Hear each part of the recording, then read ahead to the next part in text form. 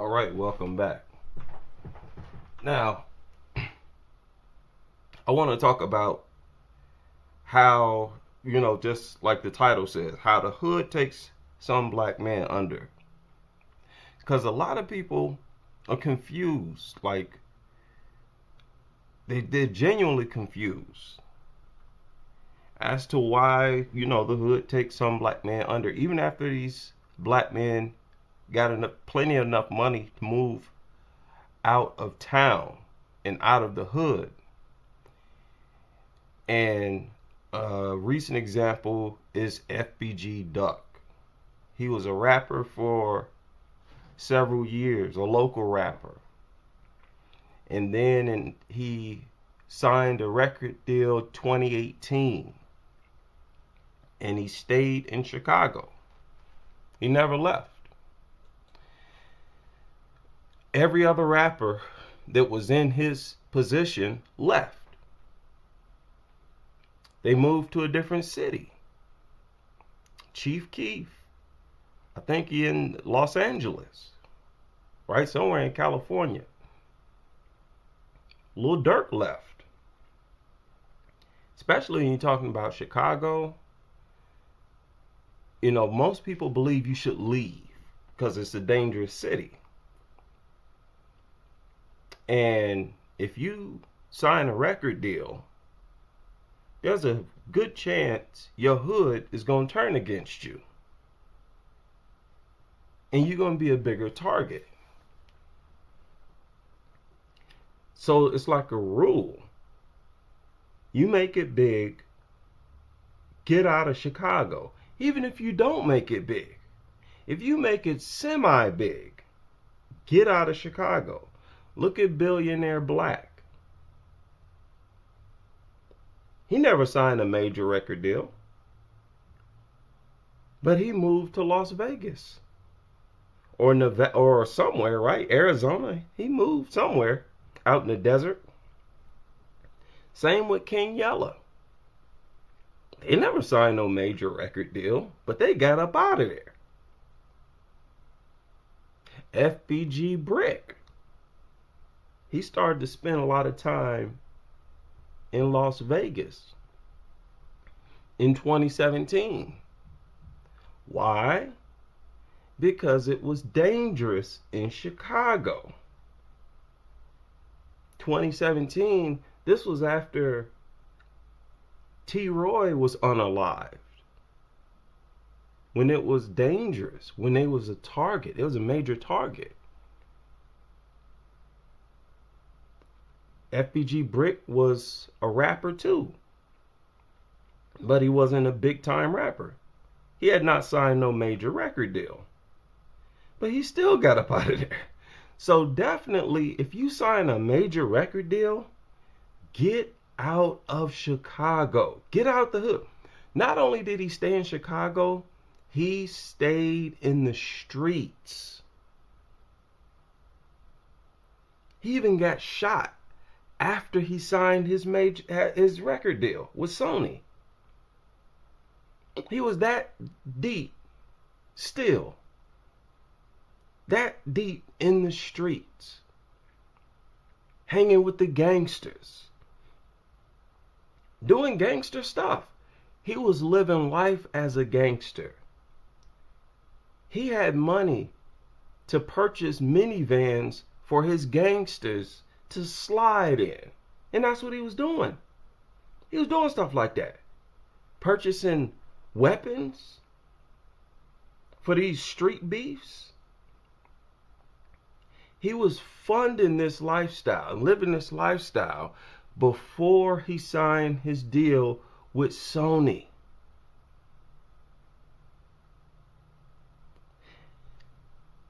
So people ask, why wouldn't you leave Chicago after signing a major record deal and becoming that much bigger of a target? It's because the hood is addictive for a lot of young black men. Why? It is the respect of your peers. Nothing more. It's really that simple if you ask me. Think about your hood. Think about the hood you from. The people at your high school who had the respect of their peers. Think about the most popular, hood dudes from your hood. They always was taken under by the hood. Those are the ones that stayed in the hood and who probably dead or locked up right now. Everybody I can think of, that's the case. The ones who got the most respect growing up through high school and stuff, because that's when it really starts. That's when you become addicted to the hood, to the streets, when you're real young, when you're a teenager, around 12, 13, 14. It's real intense at that young age. And that is when it started with FBG Duck. People need to understand that Duck was a lot different from Chief Keef and Lil Durk. Chief Keef was a sort of a lame, and he was sort of bullied. You can tell. It's easier for people who get bullied growing up to leave whatever hood they're from.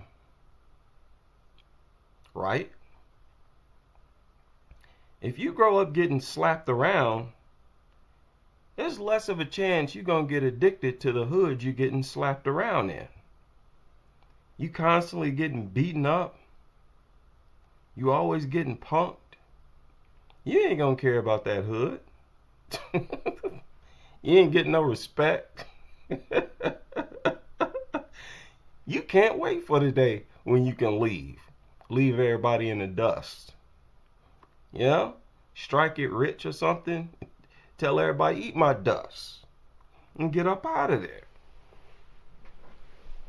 But if you grow up and at those young ages, you're the top dog,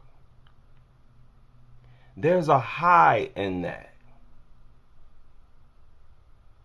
It's kind of hard to explain. There's a euphoric feeling in that.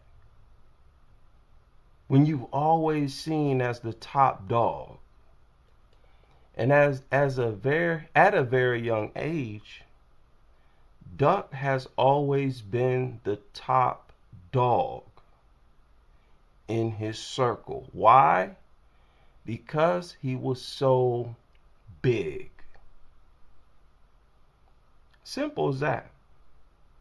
He was unusually big. Well over 6 feet as a teenager.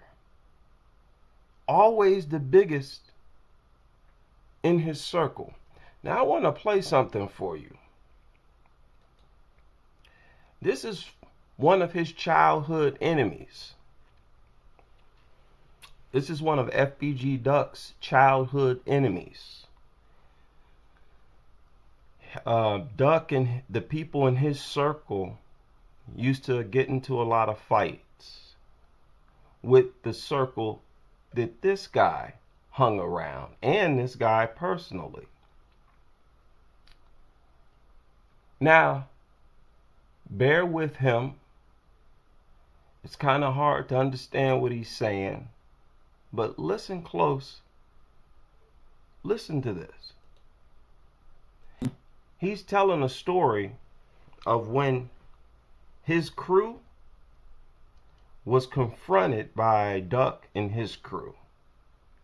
I think this after school or something like that. I'm like, boy, they ass tweaking, boy, went with they ass tripping. That Duck, he don't want to really like low key leave this shit alone, cause Duck, when Duck come up, that's like when Duck come around, it's like fucking 30, 40 of their ass. I ain't gonna flex, man. Smash that like button. I ain't gonna lie. When Duck come around, bro, he got them niggas like he got like seven, 8 people around. You feel me? Like no bap, he was like the Daffy of they, you know what I'm saying? They man, little boss. I ain't gonna stunt. So He said Duck was like their main little boss. Now, like I said, you heard how this guy is high. That's why at first he said Duck had 30 people with him, and then he changed it to like 8 or 9. when Duck come around, it's like fucking 30, 40 of their ass. 30 or 40? All right, Fafa. Is it 30 or 40?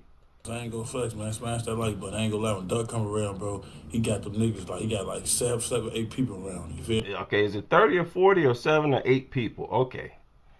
Just ignore that. The point is, Duck was at an early age in high school. In high school. That's when you building your reputation.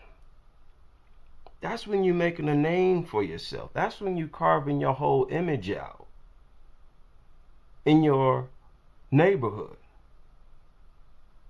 Just imagine, most young boys don't grow up like that. Most young boys not in that type of position where you the main guy and people gravitate towards you, and without even having a discussion about it, they make you their leader. That's pretty much what he was. At the junior high level and the high school level, those years that matter most. Like no bap, he was like the Daffy of they, you know what I'm saying? They man, little boss. I ain't gonna stunt. So now on my grandma grade, now Duck, on my dear grandma Duck, like he ain't really trying to leave it alone, but he's like, man, y'all last lucky boy, y'all just woo down on folks now, woo woo. That's what Duck's saying. So now rereading them like here, folks, y'all bogus as hell. Why y'all jump on who out the band? That's what they said. We ain't gonna say too many names. We ain't gonna even mention nobody that did none of that. So that's who implicated none of that. So they like, yeah, y'all bogus as hell, woo woo. So then that happened. They end up left that shit alone. Ain't shit happened to us on my phone. I told my homie, like, they wasn't no shit. They ran back down the stairs on folks now. They trying to creep up. They was creeping up King Drive, trying to see what they was gonna do something else. Run and ran back towards the cut and got up out of there and broke them. But yeah, during my life, boy, they was trying to like get on. They was hopping the train, trying to like get us. But like the lady, the CTA lady, she was on speed dial. She had the police like right there on bag up, and I was just standing there because I'm looking like, damn, ain't no way we can run. Ain't no we can do. We got no choice but to fight these niggas. Duck big as hell. These niggas on that. Then they got some little niggas there. Now you hear what he just said?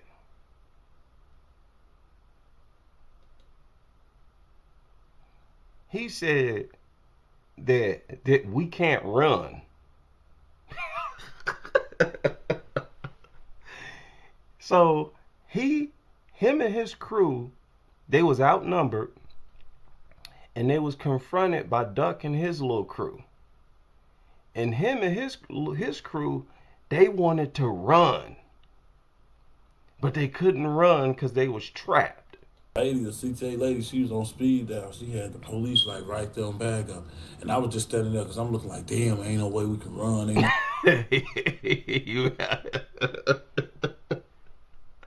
And did you hear what he said specifically about Duck? We can do. We got no choice but to fight these niggas.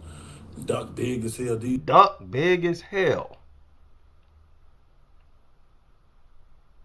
So he was one of those students who was like a bully, who was just bigger than everybody else.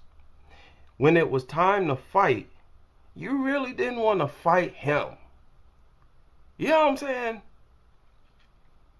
It's so obvious that this is the type of person that Duck was. This is a channel that I listen to from time to time, CSP. And the reason I listen to him is because he's actually from Chicago. And he's a positive dude. He always got positive messages for the youth. He tells you, stay away from this life. Don't unalive nobody. He said, hey, if you unalive one person, you sign your death certificate. Positive dude. And on one of his videos, he posed the question. He's like, it's unusual for a person who don't have no bodies, who's not a killer, to be the boss of the killers. That's what Duck was. He was like the boss. He had people who would do work for him, do dirt for him. He had his little gunners. The people around Duck is the ones who had multiple bodies, not Duck himself. CSP was talking about that's unusual. That's usually not the case. The case is usually whoever then put in the most work, whoever got the most bodies, them usually the bosses, the shot callers. They get the most respect. But with Duck, it was different. This man is not, he's not out here bodying people. He's out sending his little shorties to body them. But you yourself ain't got no bodies? How did that happen? This is what CSP was, and he posed it to his audience. Like, how did that happen? Tell me how you think it happened. And I'm telling you right now how it happened. He was so big at a very young age that he is who everybody around him depended on when it was time to fight. See, when they're young, when they're really young, all they do is fist fight. They don't start handling Roscoes till they get older. And at that very young age, those young ages, 12, 13, 14, 15, 16, when you fist fighting, Duck was a whole lot bigger than everybody, longer limbs, stronger. He's one of those big giant kids who mature. He actually should have played in the NBA, to be honest. Because he was, from what I understand, he was like 6'7". Like when he maxed out like 6'7". He was supposed to be in the NBA. And he was actually playing basketball back in them days. But instead of choosing basketball, he chose the streets.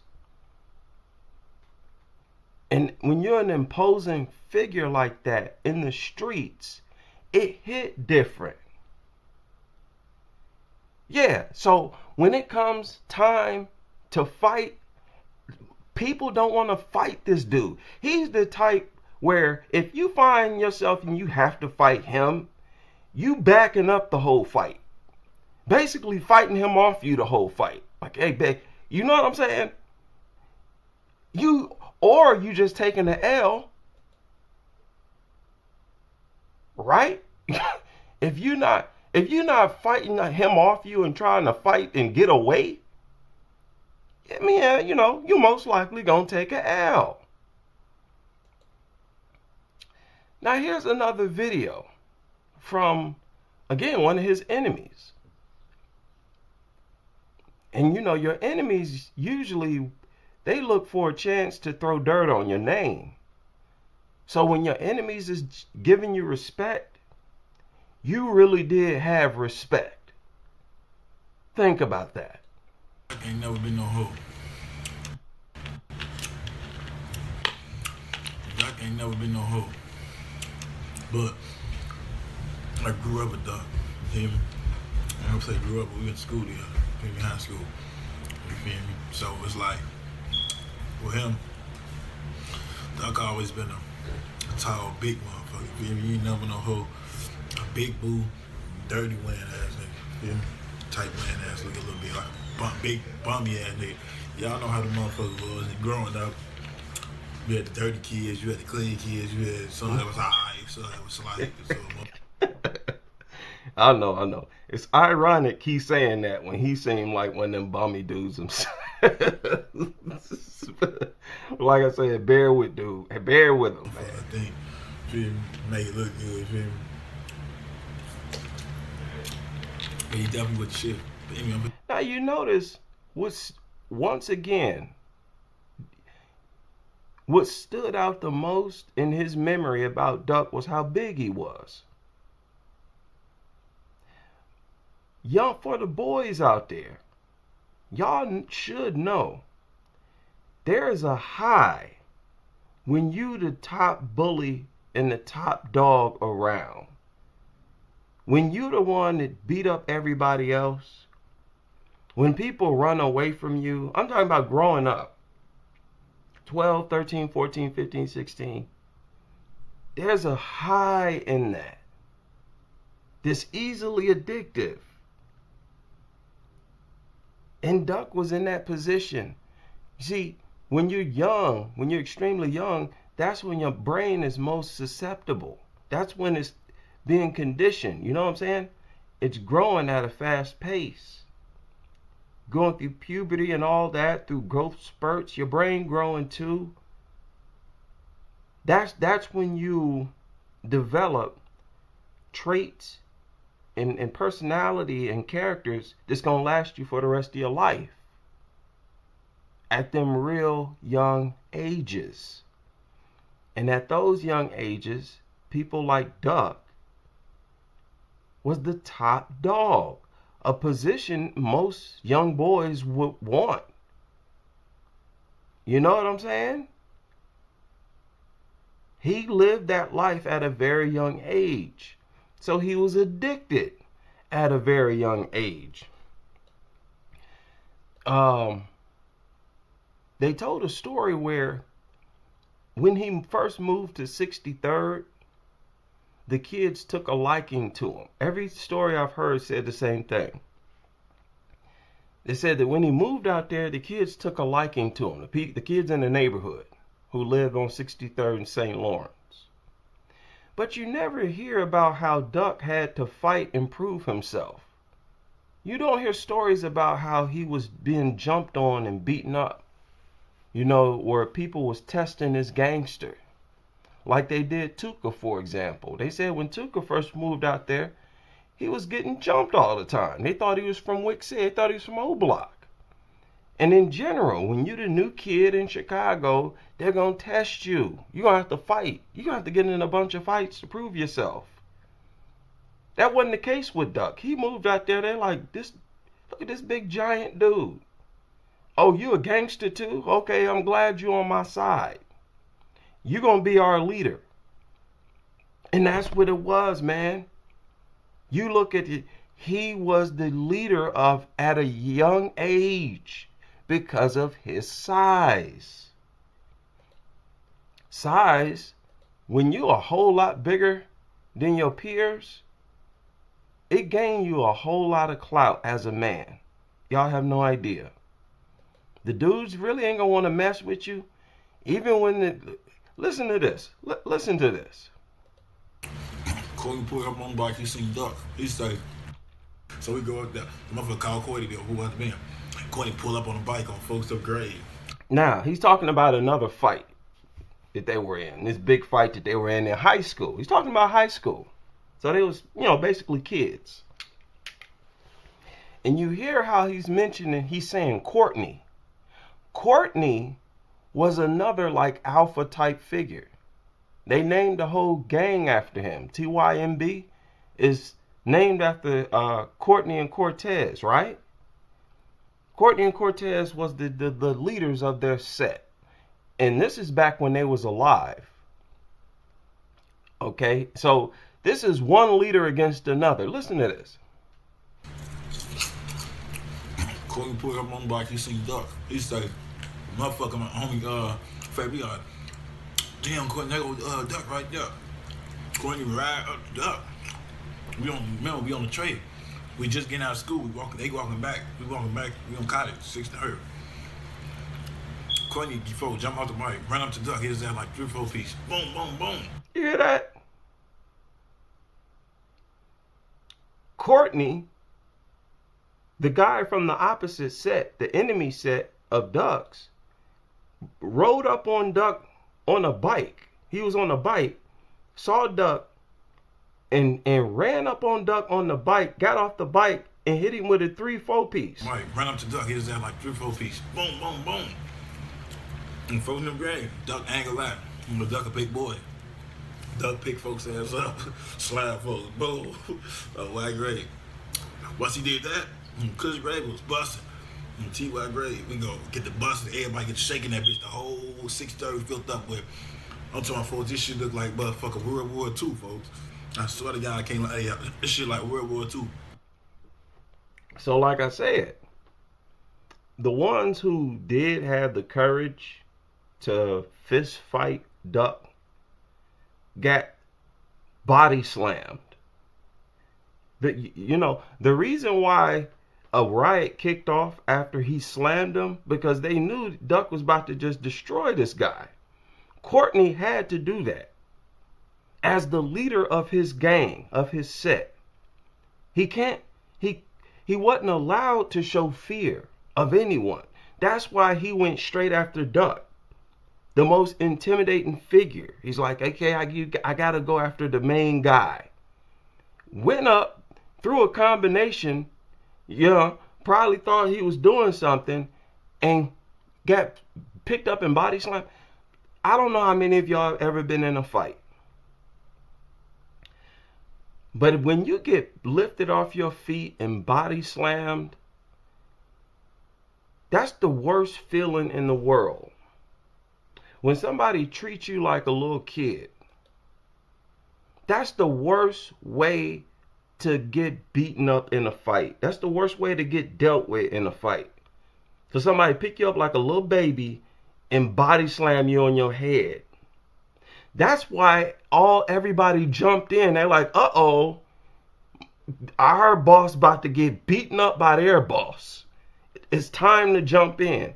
They was about to, you could tell by the story that they was going to let Duck and Courtney scrap it out. Like, uh-oh, he ran up on Duck and threw hands. Like, oh, okay, we about to let them go ahead and knuckle up. But when Duck picked him up, it's like, no, this ain't a fair fight. Reality set in on everybody. Like, oh, we was stupid for thinking that this was about to be a fair fight. Anyways, let's go ahead and jump in, okay, before Duck kills our leader.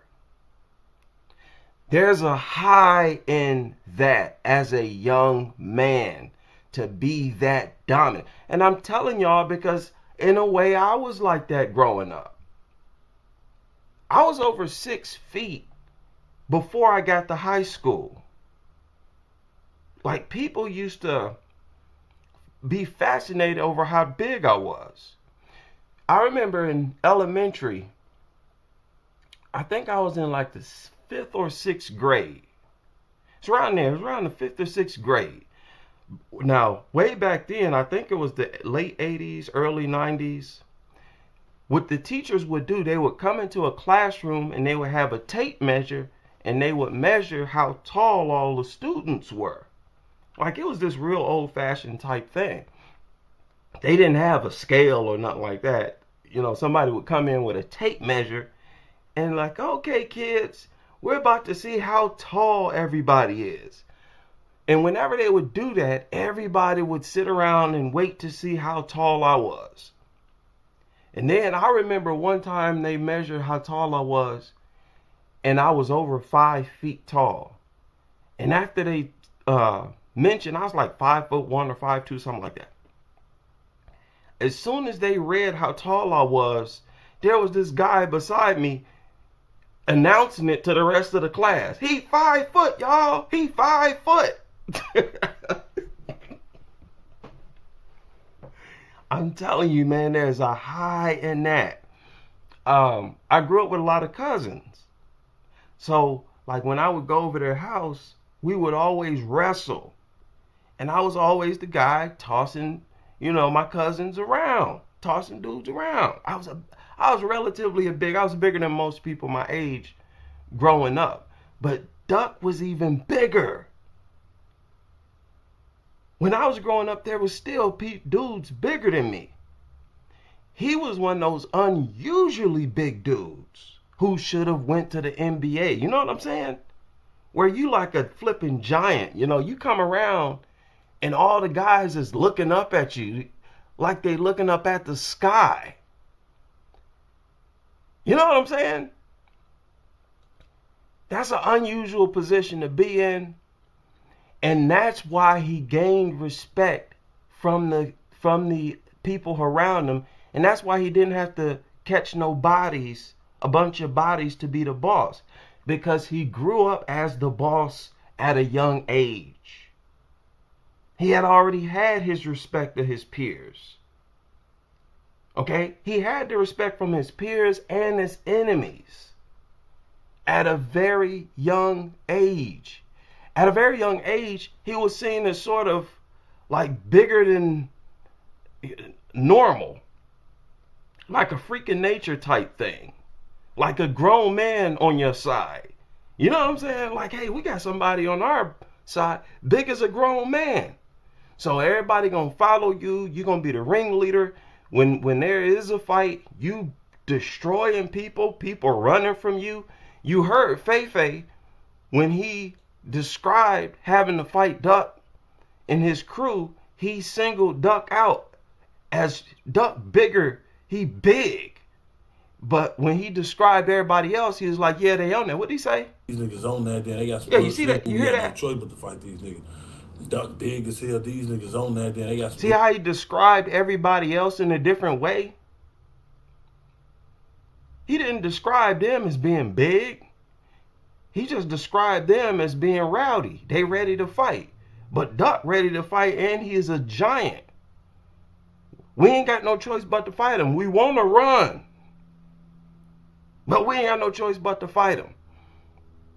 That's why when he got old enough to move out, he refused to move out of Chicago.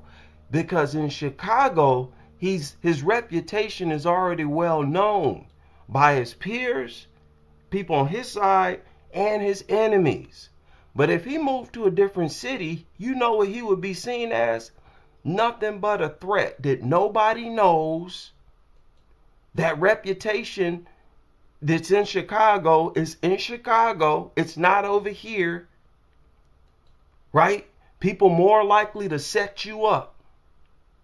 More likely to put together a mob of people against you. They're going to just look at you as an enemy. You move out of Chicago. You too big. You know what I'm saying? Ain't nobody about to... They're going to set you up, man. You try to... So he looked at Chicago as a safer place for him. He's like, I'm respected. I earned my respect at a real young age, so much so. You know what I'm saying? At a young age, he was so dominant with his fist. And he used to walk over to Parkway Gardens.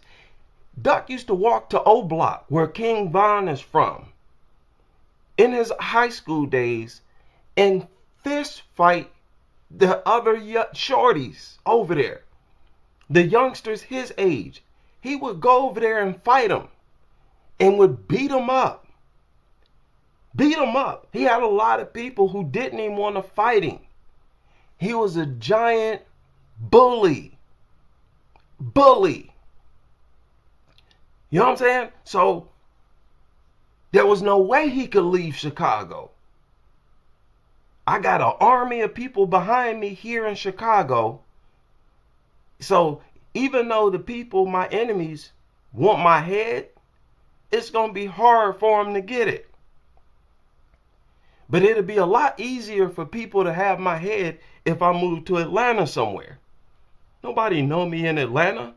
Don't nobody respect me in Atlanta. All I got is enemies in these other cities. At least in Chicago, I got my own crew to go against the enemies. In a whole nother city, there's no way he could get hundreds of people behind him. There's no way he would have a bunch of people ready to unalive other people for him like he does in Chicago. He's a true example of the hood taking somebody under. And like I said, I don't know about y'all, but when I personally reflect on the alphas from I will say, junior high days to high school, it really started in elementary. I remember in elementary me and the guys I hung out with, we would talk about the people who were in junior high, because we were in the 5th and 6th grade and we were getting ready to go to junior high. When I was young, it was elementary, and after elementary you go to junior high. From junior high you go to high school. And all that type of competition and making a name for yourself, that really started in elementary, around 12, 13, 14 years old. And it was at that time that this guy gained an enormous amount of respect from his peers, from not only his block, but other sets, other blocks. He was from, what was it, STL, St. Lawrence, STL 63rd. But he had a lot of comrades in other hoods, MOB. I think it's spelled MOBB. It might just be MOB. They had his back. Gyro City had his back. Some other hoods had his back. He had a lot of respect. He had a huge family. That's another thing. A huge family in Chicago. Had family all over the city. He was so respected, he went to one of his enemies' funerals. Remember, he went to THF Raheem's funeral, and his set was at war with THF. Yet he went to their funeral on their block. Bezu said he called from jail and told his guys that Duck was coming to the funeral and to make sure that nothing happened. Don't trip. That's his cousin. I don't want nothing crazy happening at my son-in-law's funeral. So while I still would have left, I get why some of these young black men, they get taken under by the hood. He should have left Chicago. He should have took a sizable number of people with him out of town and left Chicago and took his chances. At least in those other cities, he wouldn't have such ferocious enemies. He wouldn't have ferocious enemies like that. He could probably live in it just like Chief Keef is doing. But, like I said, the hood took him under. He felt like his homies and the people he loved him, his gang couldn't be replaced if he went out of town. He couldn't take everybody with him. He couldn't take all them blocks with him. Hundreds and thousands of people. He looked at all those people as security. People who were willing to ride for him. Couldn't do that. So that's a big problem for alphas in the hood. They are usually the ones that get taken under. Like I was about to say, I don't know about y'all where y'all from, but when I reflect on the alphas from my junior high days and high school days, elementary days, dude, they locked up. They are locked up. They're doing long jail sentences. Or if not that, they're dead. The hood, the streets became too addictive. The respect of their peers became too addictive. That's really what it is. The more respect you get from your peers in the hood, the more likely it is you're going to stay in the hood. You're going to get addicted to the hood, and the hood is going to take you under. But here's the thing. Despite all that, them people, they will backdoor you in a heartbeat. All that camaraderie that you think you have, you really don't. Because remember, Gyro City was allied with STL, and Gyro City killed Duck's brother. They're not really allied with you like that. These dudes you grow up with thinking they're your homies and they're your ride or die, they'll snitch you out in a heartbeat. they'll rat you out in a heartbeat.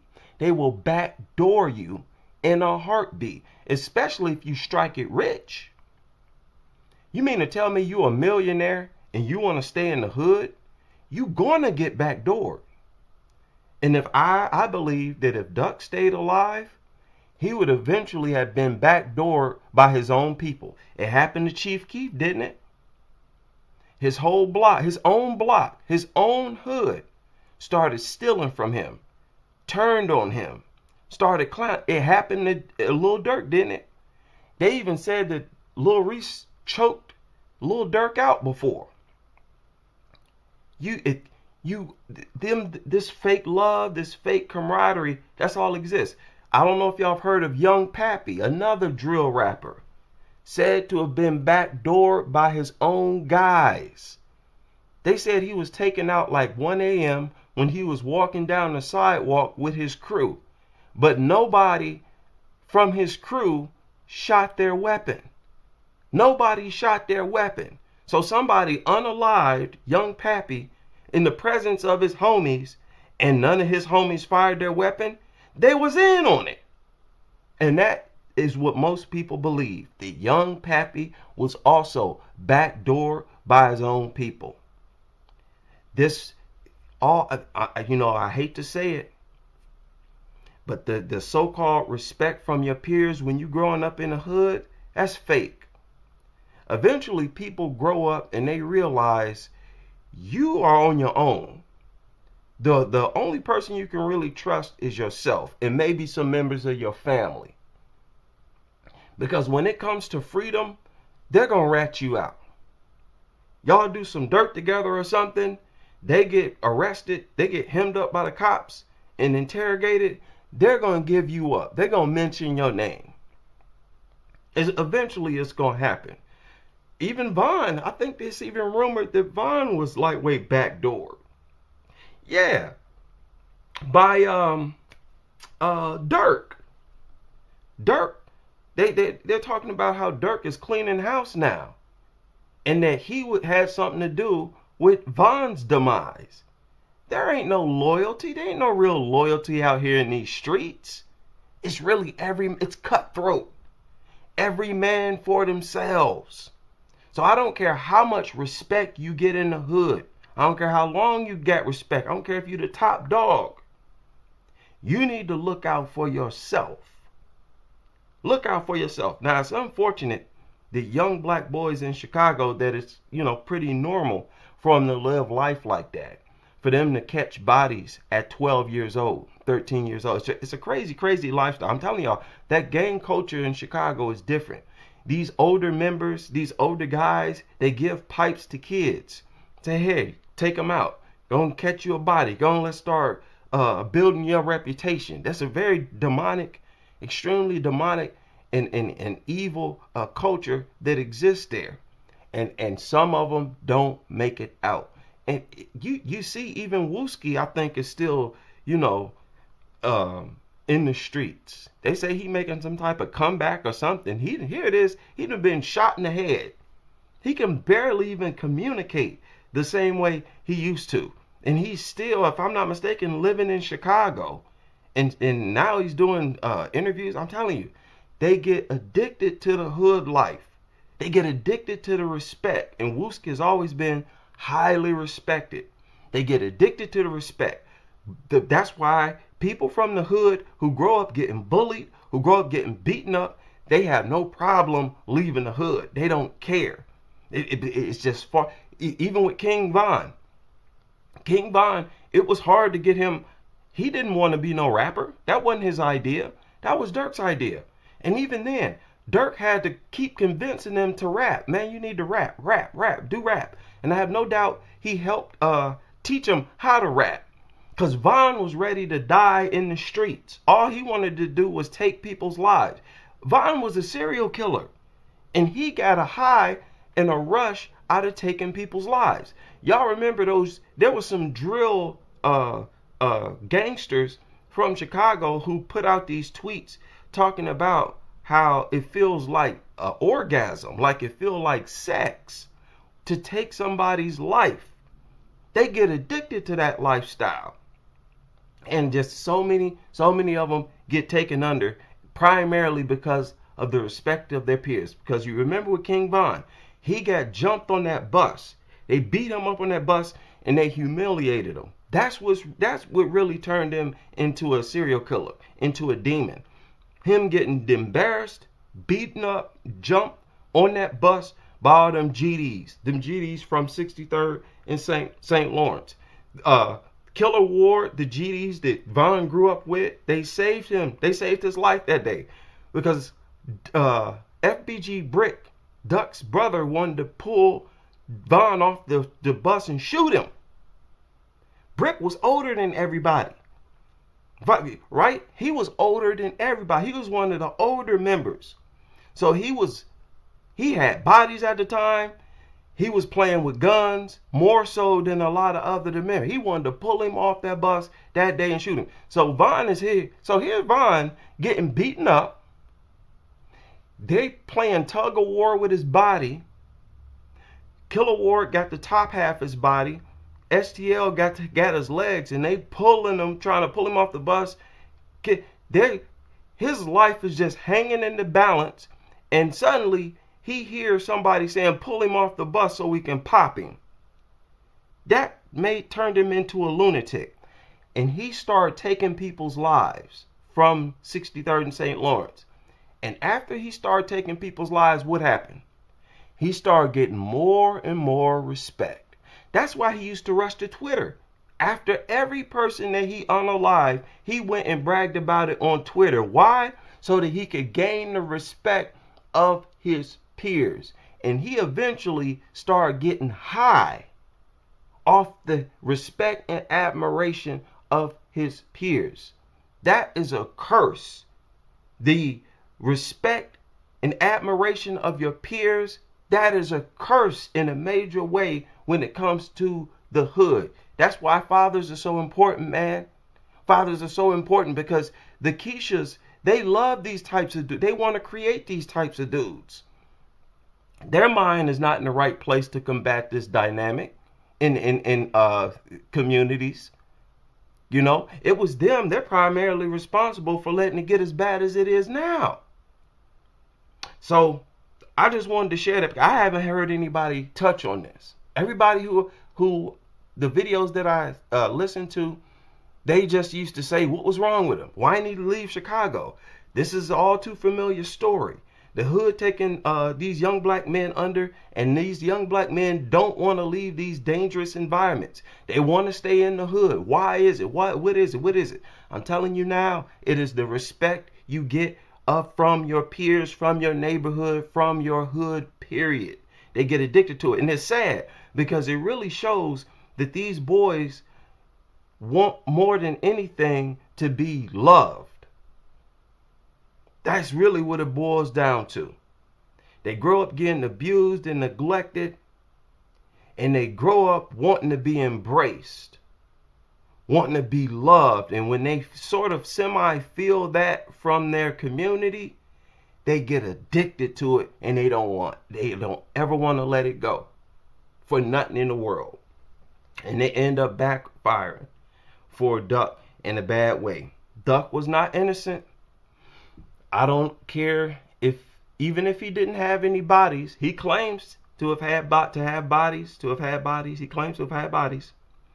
But even if he did not have any bodies, he was not innocent, because he most certainly was like an accessory to a lot of people who was unalived in Chicago. It's a demonic culture, very demonic culture.